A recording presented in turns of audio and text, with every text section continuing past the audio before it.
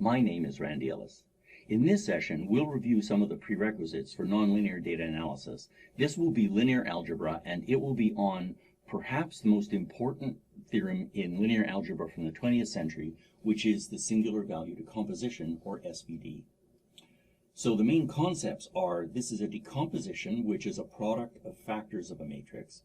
The Eckhart-Young theorem says that we can represent any matrix as the sum of some rank 1 matrices. And what that means is we can approx any matrix with a rank k matrix. And this will lead us to what's called a Scree plot of our data, which gives us an idea of how deeply we can dimensionally reduce our data.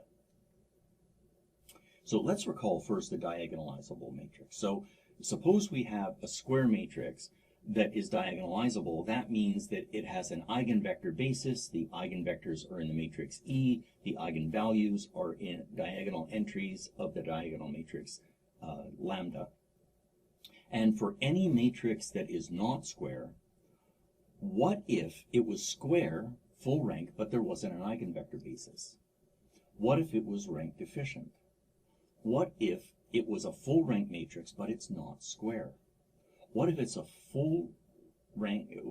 rank deficient matrix that's not square? How can we handle these cases? Well, the singular value decomposition is a uniform way to handle all of these. So what this statement, I'll just state this. Again, it's a fact, which means that it can be proved elsewhere. So suppose that we have a general matrix. So it has m rows, n columns. Every entry of our matrix is a real number. And we say that this can be factored into three matrices. So U is an orthogonal matrix, n by m. V is an orthogonal matrix, n by n. And sigma is an m by n, we say, quote, diagonal matrix, meaning it's mostly but not entirely zeros. So to repeat, U is an orthogonal matrix, V is an orthogonal matrix, and the most of the entries of sigma are 0. Every entry of the diagonal is a real number. If the rank of the original matrix A is R, then the first R singular values are strictly greater than 0, and we can always order this decomposition so that the biggest one comes first, and then we continue on until we get to the rank, which is the smallest singular value. So let's take a look at the structure of this. So the structure is this, is that, as I said, it's mostly zeros, so the upper triangular part is all zeros. The lower triangular part is all zeros. And now we go down here. Here I've shown a matrix. Now, it might be that there are fewer observations than variables, which means this will be what we call a short-wide matrix. Or it might be that there are more observations than variables, in which case this will be a tall, thin matrix. For the singular value decomposition, it doesn't matter. It's always going to have the same shape or the same number of rows and columns as your original matrix A. So what we can do is we could prove these. We can, using this singular value decomposition, we can show that A transpose A has eigenvalues that are the square of the singular values, and AA transpose has the same ones. So the sizes of these will be different. This one will be m by m, this will be n by n, but until we hit the zeros, they'll have the same eigenvalues and the same singular values. So let's go through a few examples. Let's look at a non-square full rank matrix first. So suppose, for example, it's a 3 by 2 matrix, so the first column is 1, minus 1, 2. The second column is minus 1, 0, minus 1, 1, 0. There are no eigenvalues because this isn't square. However, the singular value decomposition is, this is an orthogonal 3 by 3 matrix, this is an orthogonal 2 by 2 matrix, and here our singular value matrix is ordered with the largest one first, and now it's in the tall, thin format of our original matrix A. So the first two columns of this left orthogonal matrix these are an orthonormal basis for the column space of this matrix. Always. So what that means is that the singular values of the matrix indicate columns that are an orthonormal basis of this original matrix. For the V matrix, the other orthogonal, the right orthogonal matrix, its columns are an orthonormal basis for the weight space, which is important in some analyses, but for most of us, we won't be using the properties of V very often. So now suppose we have a non-square rank-deficient matrix. So now let's suppose we have a short-wide matrix where the first column is 1 minus 1, second column is minus 1, 1, final column is 2 minus 2. And we can note immediately that this column is a multiple of this column, so this is definitely rank-deficient.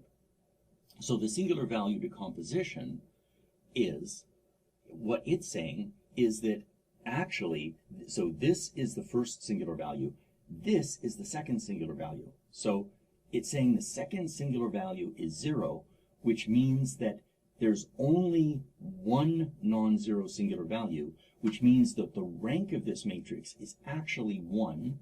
And now if we look at it, we can see, oh, this column is minus 1 times that column.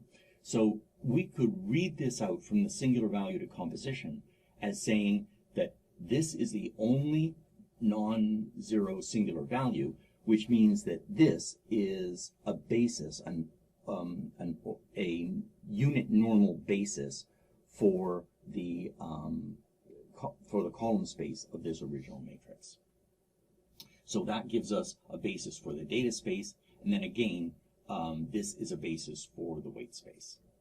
Now, I'll note in passing that if we look at the zero and the zero singular values and everything following it, that those constitute a basis for the null space of this matrix. So this column and this column constitute a basis for the null space of the matrix A4. So here are some properties. Again, you can think of these as facts, which are true, but I'm not going to prove them.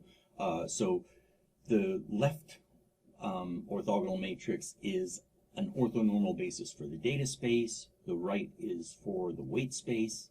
The singular value matrix has the same size and shape. We can always count on the singular values being real, non-negative, and ordered from the largest to the smallest. And the smallest non-zero singular value indicates the rank of our original matrix. And the last n minus r columns of V, well, if we recall the rank nullity theorem, that is the size of the null space, and those columns of the right orthogonal matrix give us immediately a basis for the null space of our matrix. So now, suppose that we have a matrix, and now let's write out these products. What we can do is we can say, if we take the sigma matrix times the transpose of the right orthogonal matrix and multiply it, the first entry will be the first singular value times the transposed first column of the right, and so on.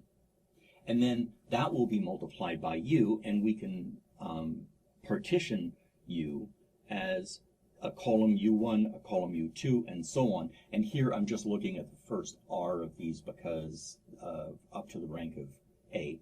And then if we do this multiplication, what we see is that the matrix is this column times this plus this column times this. And now what we have is our matrix A can be represented as a vector times a scalar times the transpose of a vector. A vector times the transpose of a vector is a matrix, and it will be a rank 1 matrix. And so this is a rank 1 matrix plus a rank 1 matrix, and so on, plus a rank 1 matrix. And this is the Eckhart-Young theorem, and it says that we can represent any matrix as a sum of rank 1 matrices. And the theorem is that if you only want a rank k approximation, you can truncate this sum at entry k. And so what we would say is that our approximation matrix, which we'll call C, we'll call this C sub 1, C sub 2, and so on. And if you stop this series summation at k, then you have an optimal rank k matrix. And it's optimal in the sense of it optimizes the Frobenius norm. Another thing that we can do from the singular value decomposition is we can form what's called a Scree plot. So Scree is loose rocks that have fallen from a mountain or cliff, and what we can do is we can get a plot that looks kind of like this from the singular value decomposition. So what we can do is we can take the singular values of the matrix and we can scale them to be between 0 and 1. And there are a number of ways to do it. We can use explain variance or total variance, which the prerequisite material goes through in depth. And this is basically, we can, the explain variance is the sum of the singular values, and the total variance is the sum of the squares of the singular values. So we can then use this to normalize the singular values, and we can now plot them. So suppose that I'm in MATLAB and I want to look at a 20 by 20 matrix. So what I can do is I can say, generate a random integer matrix, values 1 to 200, and make it 20 by 20. So that's what that statement does.